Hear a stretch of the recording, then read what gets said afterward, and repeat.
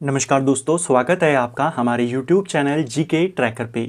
देखिए फ्रेंड, आज के वीडियो में हम बात करेंगे जो हमारी एक सीरीज़ है Uttarakhand GK book wise MCQ series. जैसे आप जानते हैं, इस सीरीज़ में हम उत्तराखंड की विभिन्न किताबों को एमसीक्यू के फॉर्मेट में कवर कर रहे हैं। इसमें हम अभी धामी जी की पुस्तक को कवर कर रहे हैं और जिसकी हम अभी तक 63 क्लासेस कवर कर चुके हैं। आज हम इस सीरीज़ की 64वीं क्लास यहाँ पे कवर करेंगे। जहाँ पर हमने लास्ट वीडियो में छोड़ा था वहीं से आगे कंटिन्यू करेंगे। तो इसीलिए अगर आपने इस सीरीज़ की पिछली क्लासेस को नहीं देखा है तो प्लेलिस्ट के माध्यम से आप उनको देख सकते हैं। तो चलिए दोस्तों, आज की वीडियो को शुरू करते हैं। आज का हमारा पहला सवाल है, उत्तराखंड में सर्वाधिक कृषि क्षेत्रफल वाले जिले क्रमशः कौन से हैं? तो उत्तराखंड में सबसे ज़्यादा खेती वाले जो जनपद हैं हमारे, वो 3 जनपदों में उधम सिंह नगर, हरिद्वार, नैनीताल, ये तीनों आते हैं। ऑप्शन बी सही उत्तर होगा। कौन सा 2 वर्षीय फसल चक्र उत्तराखंड की वर्षा आश्रित क्षेत्रों में लोकप्रिय है? यानी जिन इलाकों में वर्षा होती है, जिन इलाकों में खेती वर्षा पर आधारित होती है, उन इलाकों में 2 वर्षीय फसल चक्र के बारे में आपने बताना है। 2 वर्षीय फसल चक्र होता है इनमें धान, गेहूं, मंडवा और परती। यानी धान बोया जाएगा, फिर गेहूं बोई जाएगी, फिर मंडवा बोया जाएगा, कुछ समय के लिए भूमि को परती यानी खाली छोड़ दिया जाएगा और फिर इसमें कृषि यहां पर होगी, फिर से धान बोया जाएगा। तो ये 2 वर्षीय फसल चक्र है उन इलाकों में जहां पर सिंचाई की सुविधा उपलब्ध नहीं है, वर्षा पर आश्रित खेती होती है। ठीक है। उत्तराखंड राज्य में भूमि के प्रकार स्वरूप के संदर्भ में सूची 1 को सूची 2 से आपने सुमेलित करना है। उत्तराखंड में सबसे ज्यादा ऊसर भूमि वाला जिला कौन सा है? ऊसर भूमि यानी उखड़ भूमि, बंजर भूमि। तो सबसे ज्यादा बंजर भूमि वाला जो जिला है हमारा चमोली जनपद है। तो पहले का हो जाएगा 1। सर्वाधिक परती भूमि वाला जिला कौन सा है? सबसे ज्यादा परती भूमि हमें पौड़ी गढ़वाल में देखने को मिलती है। दूसरे का हो जाएगा 2। सबसे कम चारागाह भूमि, सबसे कम चारागाह भूमि ये हमें टिहरी गढ़वाल में मिलती है। और सबसे कम शुद्ध बोए गए भूमि व क्षेत्रफल वाला जनपद ये है चंपावत। तो तीसरे का 4 है, चौथे का 3 है। 1, 2, 4, 3 ये हमारा सही आंसर है। 1, 2, 4, 3 आपका यहां पर है। ठीक है। उत्तराखंड में सबसे कम बोए गए भूमि क्षेत्रफल वाले जनपदों में चंपावत आता है और सबसे ज्यादा में पूछेगा तो उधम सिंह नगर इसमें आता है। ठीक है। अगला, उत्तराखंड राज्य की 3 सर्वाधिक प्रमुख गेहूं उत्पादन करने वाले जिले क्रमशः कौन से हैं? उत्तराखंड में सबसे ज्यादा जो गेहूं उत्पादन होता है वो उधम सिंह नगर में होता है, इसके बाद हरिद्वार में और इसके बाद नैनीताल में। ऑप्शन बी सही आंसर होगा। हम उत्तराखंड के आर्थिक सर्वेक्षण की एक क्लास को कवर कर चुके हैं। बहुत जल्द उत्तराखंड आर्थिक सर्वेक्षण जो लेटेस्ट वाला है उसकी एक और वीडियो को कवर करेंगे, जिसमें पशुपालन से जुड़े आंकड़े, कृषि से जुड़े आंकड़े, अलग अलग योजनाओं से जुड़े हुए आंकड़े आपको देखने को मिलेंगे और बहुत सारे फैक्ट्स भी उसमें आपको मिलेंगे। उसके नोट्स लगभग यहाँ पे तैयार हो चुके हैं। बहुत जल्द आपको उसका वीडियो यानी आर्थिक सर्वेक्षण का दूसरा वीडियो, डिटेल्ड वीडियो देखने को मिलेगा। अगला, मक्का के उत्पादन में कौन सा जिला पहला स्थान रखता है? उत्तराखंड में जो मक्का है ये सबसे ज्यादा किस जनपद में होता है? जैसे हमने देखा गेहूं उधम सिंह नगर में होता है, चावल की बात करें वो भी उधम सिंह नगर में होता है, सर्वाधिक मंडवा की बात करें तो अल्मोड़ा जनपद में होता है। अगर हम सबसे ज्यादा जौ की बात कर लेते हैं तो ये पौड़ी में होता है, गन्ना उधम सिंह नगर में होता है। सर्वाधिक दालें ये उत्तराखंड में कहाँ होती हैं? टिहरी गढ़वाल में। ठीक है। सर्वाधिक आलू की बात करें तो नैनीताल में। इसी प्रकार सबसे ज्यादा मक्का ये कहां होता है? मक्का देहरादून में होता है। ऑप्शन डी सही उत्तर होगा। उत्तराखंड में पहला डेयरी संघ स्थापित किया गया। जो उत्तराखंड के अंदर पहला डेयरी संघ बनाया गया था ये 1949 में बनाया गया था और इसे कहां पर स्थापित किया गया? हल्द्वानी में। ऑप्शन डी सही आंसर होगा। राज्य का पहला दुग्ध संघ या डेयरी संघ हम इसको कहते हैं, हल्द्वानी में 1949 में बना था। इसके अलावा आपसे एक क्वेश्चन आता है, डेयरी शोध एवं विकास केंद्र ये कहां पर स्थित है? तो ये नैनीताल के लाल कुआं में स्थित है। एक और सवाल आता है डेयरी को लेकर के कि उत्तराखंड में मिल्क पाउडर प्लांट ये कहां पर है? ये उधम सिंह नगर के अंदर ही स्थित है। ठीक है। उत्तराखंड के जो दूध और दूध के उत्पाद होते हैं इनको किस ब्रांड नेम से बेचा जाता है? इनको आंचल ब्रांड नेम से बेचा जाता है। ठीक है। डेयरी शोध एवं विकास संस्थान की स्थापना कहां पर की गई है? जो डेयरी शोध एवं विकास संस्थान है ये हमने अभी देखा लाल कुआं में स्थित है, यानी कि नैनीताल जनपद।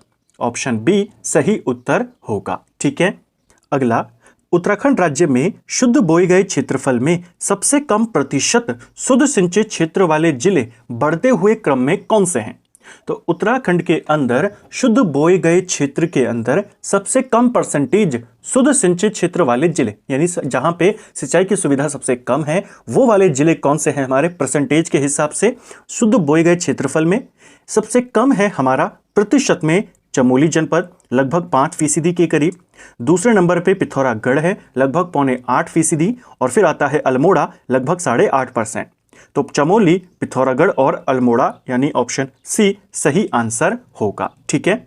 अगर हम शुद्ध बोए गए क्षेत्र में सर्वाधिक प्रतिशत सिंचित वाले जिलों की बात करें, यानी इसी का उल्टा, तो सबसे ज्यादा उधम सिंह नगर में है लगभग 99%, फिर हरिद्वार है 97.5%, और फिर नैनीताल आता है लगभग 63%। राज्य के शुद्ध सिंचन क्षमता में सर्वाधिक योगदान किसका है? तो उत्तराखंड में जो सिंचाई होती है अलग अलग माध्यमों से की जाती है। शुद्ध सिंचन क्षमता में सबसे ज्यादा जो योगदान करते हैं ये नलकूपों के द्वारा होता है। ऑप्शन बी सही उत्तर होगा। राज्य की सिंचाई में नलकूपों के माध्यम से सर्वाधिक सिंचाई कहां पर होती है? तो सर्वाधिक नलकूपों के द्वारा सिंचित वाले जनपदों में पहले नंबर पे उधम सिंह नगर है, दूसरे पे हरिद्वार है, और फिर नैनीताल और देहरादून। नलकूपों के माध्यम से जहां पे सिंचाई होती है उस क्रम में ये जनपद हैं। सबसे ज्यादा होती है उधम सिंह नगर में, फिर हरिद्वार, नैनीताल, देहरादून। उत्तराखंड में नहरों से भी सिंचाई होती है। नहरों के मामले में सबसे ज्यादा सिंचित वाला जो जिला है हमारा वो देहरादून है, फिर हरिद्वार है, फिर नैनीताल है, फिर उधम सिंह नगर है। ठीक है। अगला, परंपरागत जल संरक्षण में गूल से क्या अभिप्राय है? तो जो गूल शब्द होता है ये किससे जुड़ा हुआ है? इन्हें पतली नहरों से जुड़ा हुआ है। बेसिकली जो पतली नहरें होती हैं जो एक स्थान के जल को दूसरे स्थान तक पहुंचाने में मदद करती हैं, इनको कहा जाता है गूल। काफी पतली ये होती हैं, गांव के इलाकों में आपको देखने को मिलेंगी। तो गूल क्या है? पतली नहरें। एक बहुत ही फेमस गूल है मलेथा की गूल। इसका निर्माण किसने किया था? तो माधो सिंह भंडारी ने किया था। ठीक है। अगला, नौला क्या है? तो उत्तराखंड में प्रचलित ये जो नौला है ये क्या होते हैं? बेसिकली जो प्रमुख हमारे जल स्रोत होते हैं उन्हीं को नौला कहा जाता है। तो पहले जब ये जल स्रोत होते थे तो इनको संरक्षण करने के लिए राजाओं के द्वारा वहां पे कार्य किए जाता था, इनको संरक्षण रखने के लिए। तो ये क्या है? नौले प्राकृतिक जल स्रोतों को स्थाप्य शैली में संरक्षित रखने का साधन, यानी पानी का सिंपल सा स्रोता है वहां पे, उसको संरक्षित करने के लिए आपने उसके पास को डिजाइन बनवा दिए, उसको कोई अच्छा सा आकार आपने दे दिया और अच्छे से उसको वहां पे डिजाइन कर दिया जिससे वो और ज्यादा संरक्षित रहे, उन्हीं को कहा जाता है नौले। अगला, राज्य की सबसे पुरानी नहर ऊपरी गंगा नहर है। इसका निर्माण कब प्रारंभ हुआ था? जो उत्तराखंड की सबसे पुरानी नहर है इसे कहते हैं ऊपरी गंगा नहर। यह जो ऊपरी गंगा नहर है इसका निर्माण 1842 में शुरू हुआ था।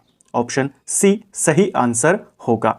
ऊपरी गंगा नहर को लेकर बहुत सारे सवाल आपके पास बनते हैं। इस नहर का निर्माण 1842 में शुरू हुआ और यह नहर 1854 में बनकर तैयार हुई। 1854 में इस नहर का उद्घाटन भारत के गवर्नर जनरल डलहौजी के द्वारा करी गई। ठीक है। इसको लेकर के 2-3 बातें और।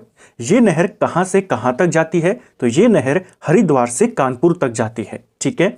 दूसरा, इस नहर की स्वीकृति कब यहां पर मिली थी? इस नहर का निर्माण बेसिकली पीबी कोटले ने किया था। पीबी कोटले को इस नहर को बनाने की स्वीकृति कब मिली या इसका डिजाइन कब पास हुआ? तो ये हुआ था 1836 में और फिर 1842 में इसने काम करना शुरू किया। ठीक है। ऊपरी गंगा नहर के आधुनिकीकरण का कार्य कब से शुरू हुआ? जो ऊपरी गंगा नहर है इसका आधुनिकीकरण, मॉडर्नाइजेशन जो किया गया ये 1983 से किया गया। ऑप्शन बी सही आंसर होगा। तो 1842 से 54 के बीच में बनी। बनाया कॉटले ने, उद्घाटन किया डलहौजी ने, मॉडर्नाइजेशन हुआ 1983 से। जाती है हरिद्वार से कानपुर तक। ठीक है, ये भी पूछा जाता है। अगला है हमारा कटा-पत्थर नहर किस नदी पर बनी हुई है। देखिए, जो कटा-पत्थर नहर है हमारी, ये एक इंपॉर्टेंट नहर है। इस नहर का डिजाइन जो बनाया गया था, यानी इस नहर का निर्माण किसके द्वारा किया गया, वो भी इंपॉर्टेंट सवाल है। पीबी कॉटले, जिसने ऊपरी गंगा नहर का निर्माण करवाया, इसी के द्वारा इस नहर को भी बनाया गया था। यह नहर आपके यमुना नदी के ऊपर बनी हुई है, यानी ऑप्शन ए आपका सही आंसर होगा। पीबी कॉटले ने 1840 से 41 के दौरान इसे बनाया गया था। 1847 में यह नहर बनकर तैयार होती है। ठीक है, लस्तर नहर 1970 में बनी थी। उत्तराखंड राज्य के किस जिले से संबंधित है। तो जो लस्तर नहर है हमारी, 1970 में इसे बनाया गया था। यह नहर किस जनपद में स्थित है, तो ये हमारे रुद्रप्रयाग में स्थित है। ऑप्शन सी सही आंसर होगा। इसके अलावा कुछ और इंपॉर्टेंट नहरें हैं उत्तराखंड में। एक है धर्मपुर नहर। धर्मपुर नहर रिस्पना नदी के ऊपर बनी हुई है, देहरादून में स्थित है। एक है हमारी जाखन नहर, रानी पोखरी के नजदीक स्थित है। जाखन से रानी पोखरी तक जाती है, 1863 में बनी थी। एक और इंपॉर्टेंट नहर है जिसे कहते हैं खलंगा नहर। ये जो खलंगा नहर है, इसका निर्माण 1860 में हुआ था और यह रायपुर क्षेत्र में बनी हुई है। एक और इंपॉर्टेंट नहर है बीजापुर नहर। बीजापुर नहर का निर्माण भी, या इसका जो डिजाइन था, उसे भी पीबी कॉटले ने ही बनाया था। ठीक है, इसके अलावा आपसे एक सवाल पूछा जाता है कि हल्द्वानी में नहरों का जाल किसके द्वारा बिछाया गया। तो हल्द्वानी में नहरों के जाल बिछाने का जो श्रेय जाता है वो विलियम ट्रेल को जाता है। ठीक है, निम्न कथनों पर विचार करें। कुछ स्टेटमेंट कथन हैं उत्तराखंड के कृषि उपकरणों को लेकर के। पहला, नसूड़िया या जिसे रशिया कहते हैं, गढ़वाल में नसड़ों के नाम से जाना जाता है। क्या ये सही है। खेती में इस्तेमाल होने वाले, खासकर जब हल चलाया जाता है, खेत की जुताई की जाती है, तब जो जमीन को फाड़ने का काम करता है, जमीन की जुताई करने का काम करता है, लोहे का जो औजार होता है तिकोना, इसे ही कहा जाता है नसूड़ा, जिसे गढ़वाल में नसड़ों कहते हैं। ठीक है, अगला, मासी का सोमनाथ मेला नसूड़ियों के लिए फेमस था। यह भी सही है। माना जाता था कि जो मासी इलाके में सोमनाथ मेला लगता है हर साल, इस क्षेत्र का ये जो मेला था, नसूड़ी जो होते थे काफ़ी इंपॉर्टेंट होते थे, काफ़ी महत्व रखते थे इस मेले के। लोग साल साल तक इंतजार करते थे कि कब मेले का आयोजन होगा। दूर दूर से लोग यहाँ पे अपने अपने बनाए हुए नसूड़ियों को लेकर आएंगे, फिर उनकी खरीदारी होगी। ठीक है, काफ़ी अच्छे और मजबूत नसूड़े यहाँ से मिलते थे।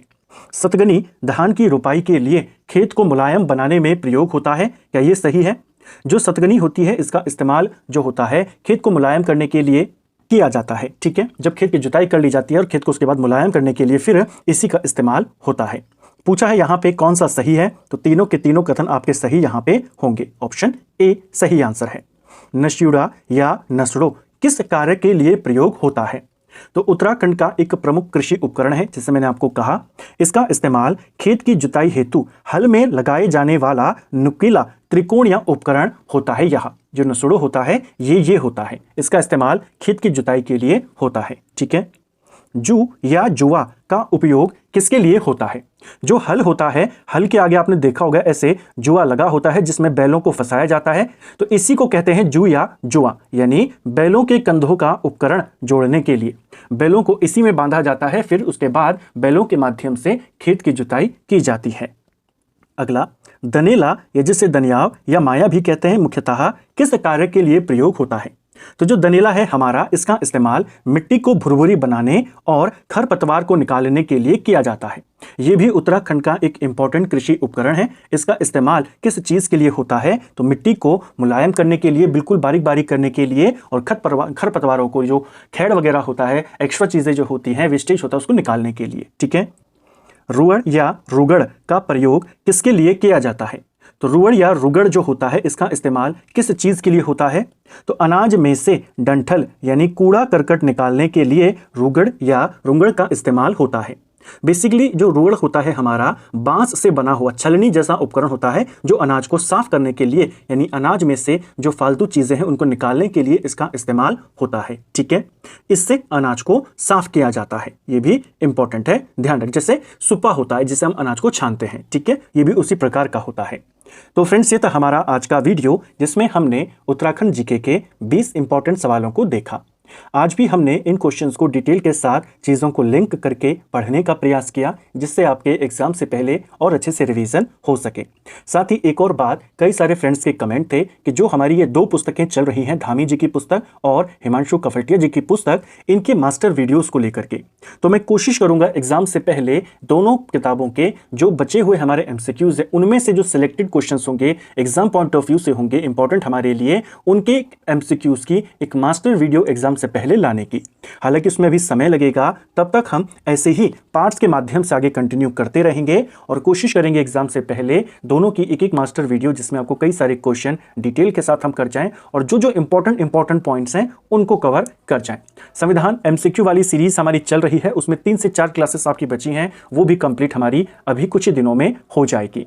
साथ ही जैसे मैंने आपको शुरुआत में कहा, बहुत ही जल्द जो आर्थिक सर्वेक्षण है उसकी हमारी दूसरी वीडियो भी आएगी, जिसमें हम डिटेल से और जो इंपॉर्टेंट नंबर्स हैं, इंपॉर्टेंट डेटा है, इंपॉर्टेंट फैक्ट्स हैं, उनको कवर करेंगे। उम्मीद करता हूं आपको आज का वीडियो पसंद आया होगा। अगर आपको ये वीडियो पसंद आई है तो वीडियो को लाइक करें, चैनल पर नए हैं चैनल को सब्सक्राइब करें, अपने दोस्तों के साथ शेयर करें। वीडियो आपको कैसी लगी कमेंट बॉक्स में हमें ज़रूर बताएं। Thank you friends.